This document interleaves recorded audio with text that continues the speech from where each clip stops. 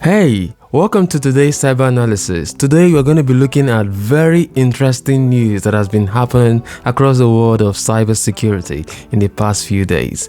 One of the news we're going to be looking at today is the Canvas attack. Canvas is a learning management system owned by the parent company Instructure. It is a system that gives teachers the opportunity to interact with their students by way of giving assignments, having a conversation, giving feedback, and also students have the opportunity to meet with fellow students, have a conversation, share ideas, and all of that. You may want to know why Canvas became a target.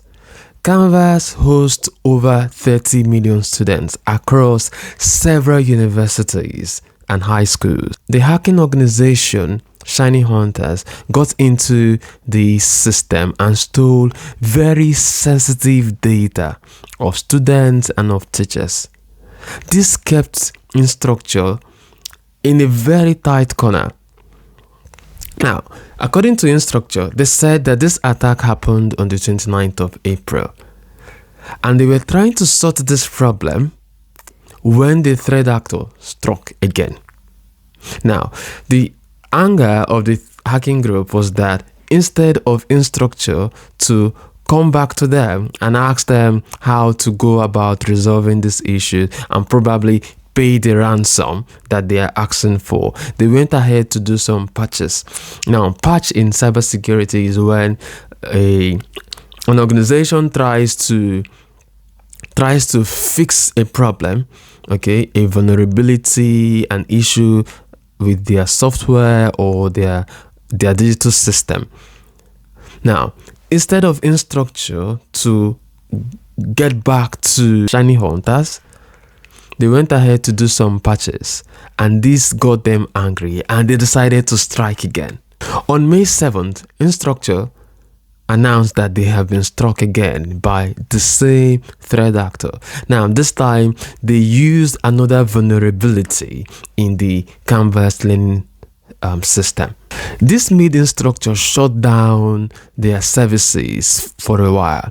And trust me, because of the large user base of Canvas, this caused a massive problem across universities and other institutes of learning. According to Instructure, Shiny Hunters got access into their system through a vulnerability in their Free for Teachers platform. Now, Free for Teachers platform is one of the programs that is being run on the Canvas system. Now, there is a good news and there is a bad news.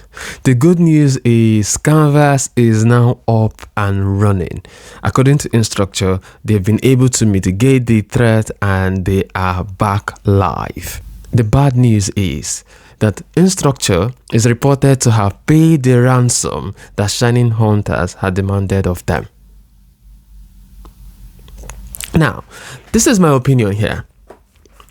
I understand that Instructure was placed at a very tight corner. I mean, when students, teachers, schools, and several learning institutions thrust you with very sensitive data, it is your responsibility to be up and doing to safeguard this data. And I understand that Instructure do not want to be that organization that failed to protect sensitive data and information that has been entrusted to them. I get that.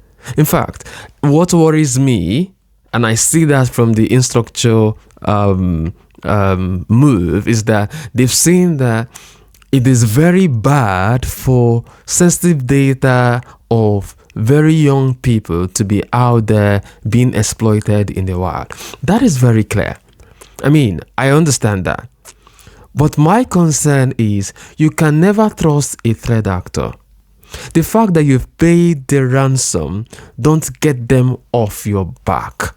According to Instructure, they said that the threat actors gave them a proof that these data had been deleted by way of sending them a shred log. A shred log is more like an evidence that this data has been destroyed. But what has stopped them, or what is going to stop them from having a copy of that data before sending you that threat log? Let us hope, and we can only hope, that they actually deleted and destroyed the data they stole from the Canvas learning management system. One lesson we can learn from all of this is, before you push a product or a service out there, ensure that it has undergone a thorough testing phase before you put it out there for users to make use of. Now, I'm not saying that Instructure hasn't done this. All I'm saying is, even while you have put your product out there, ensure that there is a continuous testing of your product and service to ensure that there is a very high level of immunity against vulnerability. Now, the next news we're going to be looking at is the Foxconn attack. Foxconn is a Taiwanese company that is into electronics and hardware manufacture.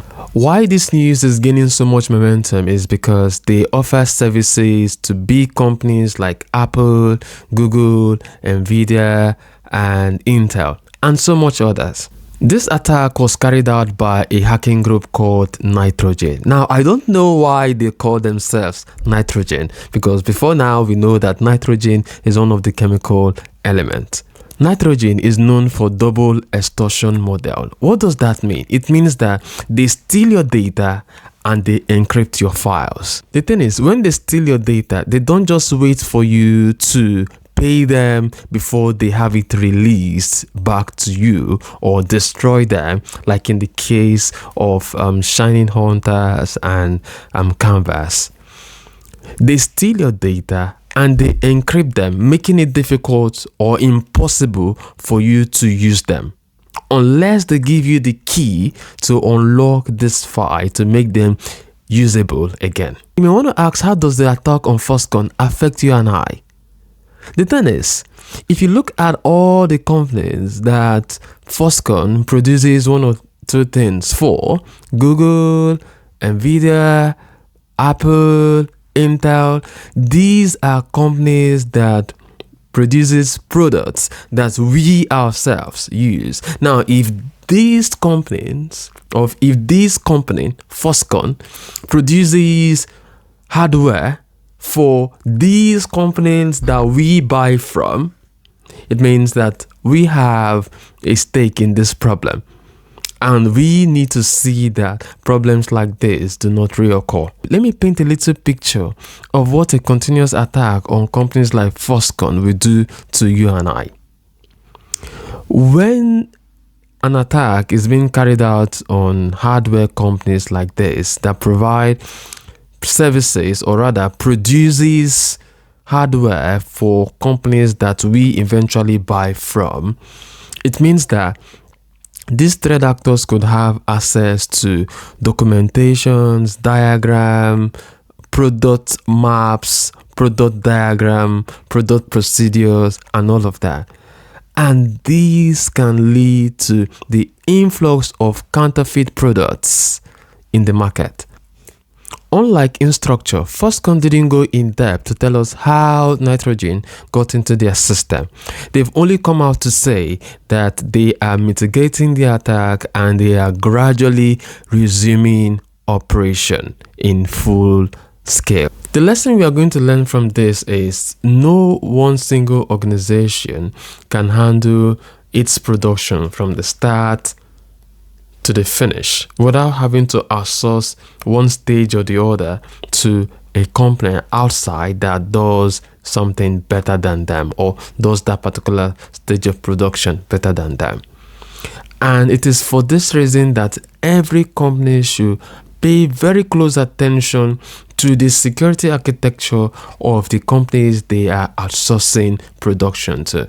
Because if they don't, issues like this will continue to affect the quality of security that we have in the economic sector. The next news you're going to be looking at is OpenAI giving Europe access to their AI models. Now, for a very long time, government agencies and companies have been trying so much to ensure that they stay ahead of threat actors. But they need the tools to have this happen. And they've been asking Anthropic, the owners of Cloud, and OpenAI, the owner of ChatGPT, to give them access to their models so that they can be at the top of their game in staying ahead of threat actors. It is said that Anthropic has been very reluctant in giving access to their models. But OpenAI, the owners of ChatGPT, have given access to government agencies in Europe to have access to their models. It means that government agencies and companies will be able to find vulnerabilities in softwares and other digital systems. Now, my opinion in all of this is Anthropic is trying to be very meticulous, with no defense to Anthropic anyway. I remember a few weeks ago, we saw the incident between Anthropic and the US government, okay, where the US government was asking Anthropic to give them access to their models so that they can be able to use it in a way that doesn't really meet the ethical standard of Anthropic, and not just the ethical standard of Anthropic, and the basic sociological ethics. I think it is on that note that Anthropic is trying to be meticulous and taking their time to assess the demands of the European Union. But in summary, I would say that we cannot actually move forward in stopping these bad guys if AI companies keep restricting the access to their models.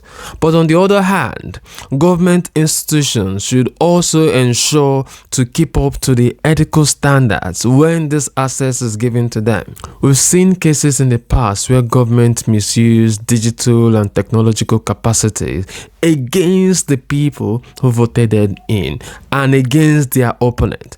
This is not good. I remain Eboh FN, and I remain very grateful, especially knowing that you've been with me from the start of this video down to the end. To see more of contents like this, always ensure that you like, you subscribe, and also follow us on the various social media platforms. Until we meet again, bye for now. I'm a problem, I love too hard. That girl got a problem, she love too hard. Says she needs somebody who go too far. She don't need nobody, she love who she are. Oh girl, I'm a problem, I love too hard. That girl got a problem, she love too hard. Says she needs somebody who go too far. She don't need nobody, she love who she are.